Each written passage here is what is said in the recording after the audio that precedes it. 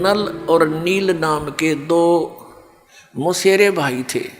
दोनों कुछ असाध्य रोग से ग्रस्त थे।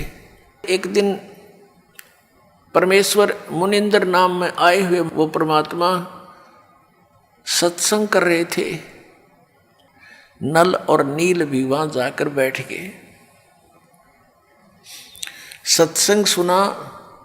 जो ही वो जब परमात्मा के पास आए, आशीर्वाद और दीक्षा तो कहते बाद में देखेंगे, पहले प्रणाम कर लेते हैं।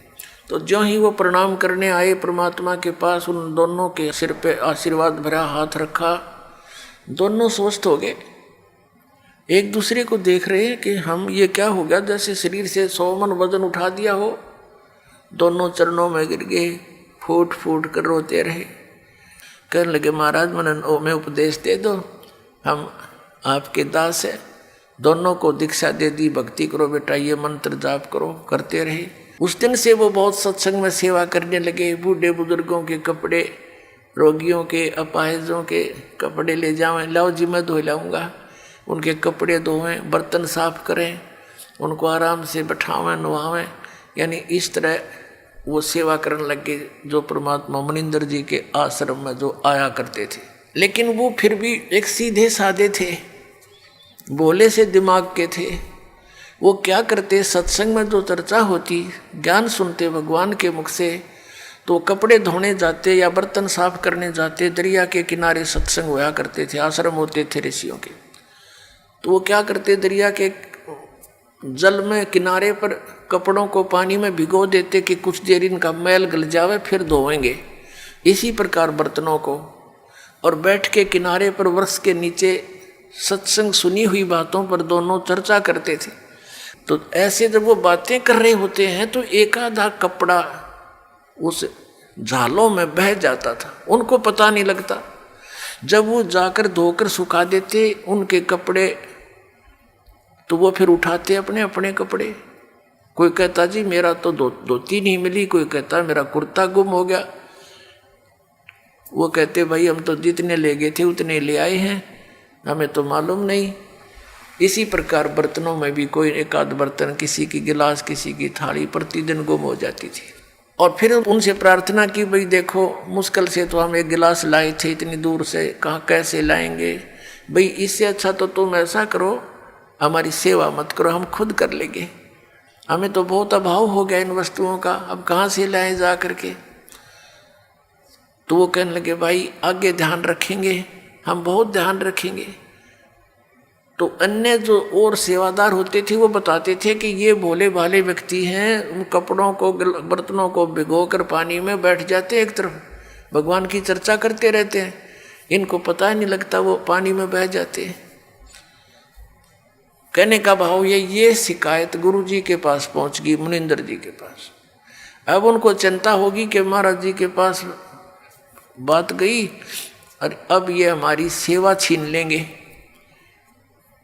अब सेवा छीननी गई तो भगवान रुष्ट हुए हमारे से। गुरु जी रुष्ट हो गए तो हम पर तापत्तियाँ फिर आ जाएंगी।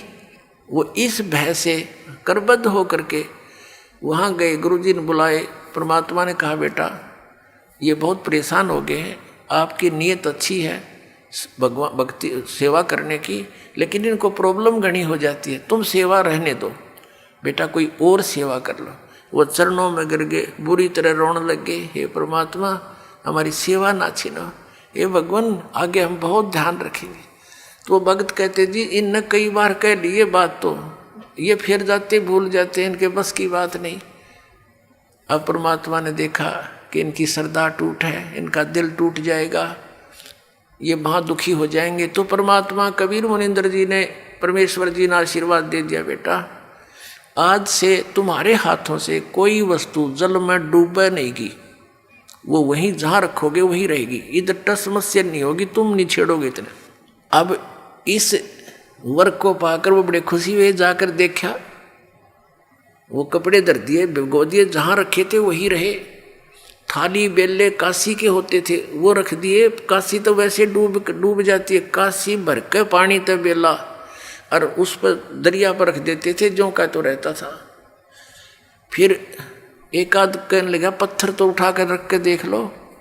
वो एक आधी कंकर पत्थर उठा कर रखे, वो जहाँ रख दिया उस जल के ऊपर एज इट इज सती रहने लगे। तो ये उन भक्तों की तो प्रॉब्लम हल होगी जिनके बर्तन और कपड़े गुम होया करते। तो इस प्रकार नल और नील को ये आशीर्वाद परमेश्वर मुनिंदर जी द्वारा दिया गया था। उधर से क्या हुआ कि कुछ दिनों के बाद जैसे विष्णु अवतार श्री रामचंद्र जी राजा दशरथ के घर जन्मे थे, विवाह हुआ सीता जी के साथ। विवाह होने के कुछ ही समय उपरांत उनका वनवास हुआ। वो वन में अपना समय व्यतीत कर रहे थे, वहाँ से सीता जी का अपहरण कर ले गया रावण। उधर से रावण को संदेशे मिले, लेकिन रावण नहीं माना। श्री रामचंद्र जी के संदेशवाहक दूत वहाँ गए, श्री अंगद जी, श्री हनुमान जी आदि आदि, लेकिन वो नहीं माना। कहने का भाव ये है कि युद्ध की तैयारी होगी। युद्ध करने के लिए समुद्र से सेना पार करनी समस्या आएगी। अब समुद्र के ऊपर का जावें कैसे? तो कहते हैं उनके इतिहास में लिखा है जीवनी में कि 3 दिन तक श्री रामचंद्र जी ने घुटनों जल में खड़ा होकर समुद्र के अंदर और प्रार्थना की थी कि हे जल्दी हे समुद्र राज मुझे रास्ता दे दे, मैं बहुत आपत्ति में हूँ। मेरी पत्नी को ऐसे ऐसे रावण ने उठा लिया है, सेना पार करनी है, उस राक्षस को मारना है और उस देवी को छुड़वाना है। लेकिन समुद्र नहीं माना। अंत में कहते श्री रामचंद्र जी ने लक्ष्मण से कहा कि मेरा अग्निबाण दे, लातों के भूत बातों से नहीं मानते।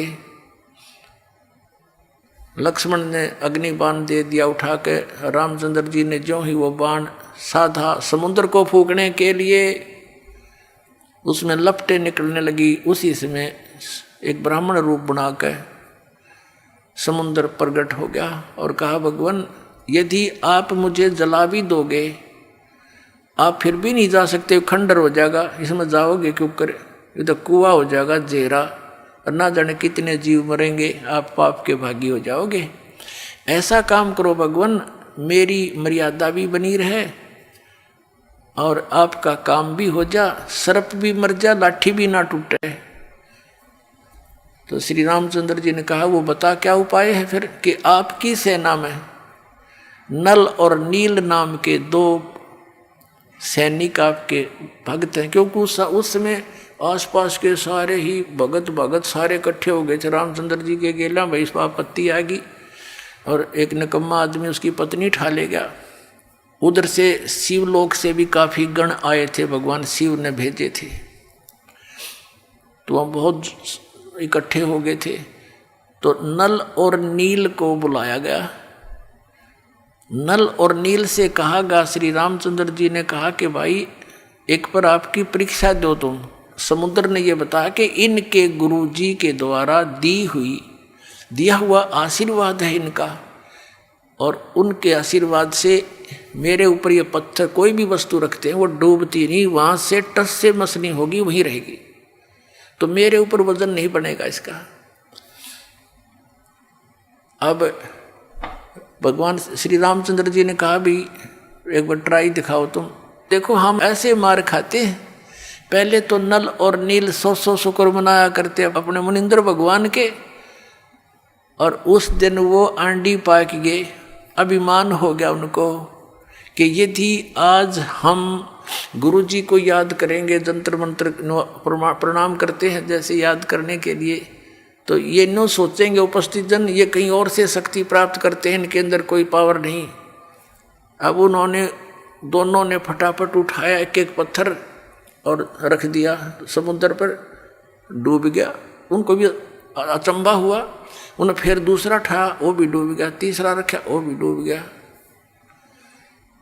अब एक दूसरे के मुंह की तरफ देख रहे हैं और श्री रामचंद्र जी कहने लगे समुद्र से, वो जो ब्राह्मण रूप में उपस्थित था, मानो ये कहना चाह रहे हैं कि तू झूठ बोल रहा था, तो ब्राह्मण रूप में उपस्थित समुद्र ने कहा कि भगवान आज इनने कोई गलती कर दी, क्यों भाई तुमने अपने गुरुजी को याद नहीं किया, आज दिखा है ये अभिमान में आ गए, इसलिए इनके हाथ से वो पावर चली गई, दिखा है। वो तो अपना एस्टीमेट बतावा था और वह सचमुच ऐसा ही हो गया था। अब उन दोनों ने फिर अक्षमा याचना की, गुरुजी को याद किया, हे दाता दया करो, हमसे गलती होगी, माफ़ करो, हम तो पापी आत्मा हैं। वो डर गए न्यू अकदे फिर वो आपत्ति फिर ना आ जा तुम्हारे पे, और तुमने कर दी गलती आज ज़्यादा, अब मान बढ़ाई की भूख में। तो पुण्यात्माओं परमात्मा हमें आगाह करते हैं कि यदि तुम ऐसे मर्यादा तोड़ दोगे भक्ति आपकी नष्ट हो जाएगी। जैसे माता गर्भ को रखे यतन बनाए और ठेस लगे तो छन होए, ऐसे भक्ति जावे। जैसे किसी बहन को माता को बहुत वर्षों के बाद कोई गर्भ रहा हो, फिर वो कितनी चिंतित होती है उस बालक को परिपूर्ण करने के लिए, कहीं ऊंचे नीचे में पैर न रखा जा, चलते समय भी बहुत सावधानी बरतती है, और रात के समय करवट बदलते समय भी वो बहुत चिंतित रहती है, कहीं मेरे बालक पर जोर ना आ गया, एकदम उदड़क कर पड़ती है और देखती है दर्द पीड़ा तो नहीं होगी मुझे। तो कहते हैं जैसे माता गर्भ को रखे यतन बना और ठेस लगे तो क्षीण होए, तेरी ऐसे भक्ति नसावे, तो उनकी भक्ति नसगी खत्म होगी।